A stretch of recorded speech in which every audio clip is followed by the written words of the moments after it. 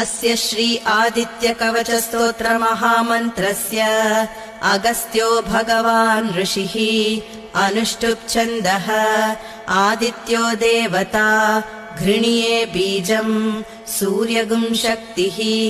आदित्यों कीलकम्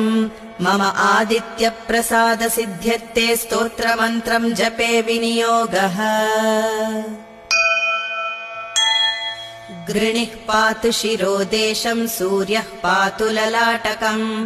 आदित्यो लोचने पातु श्रुतिं पातु दिवाकरः घ्राणं पातु सदा भानुः मुखं पातु सदा रविः जिह्वां पातु जगन्नेत्रः कण्ठं पातु विभावसुः स्कन्धौ ग्रहपतिः पातु भुजौ पातु प्रभाकरः करावब्जकरः पातु हृदयं पातु भानुमान् मध्यं पातु सुसप्ताश्वो नाभिं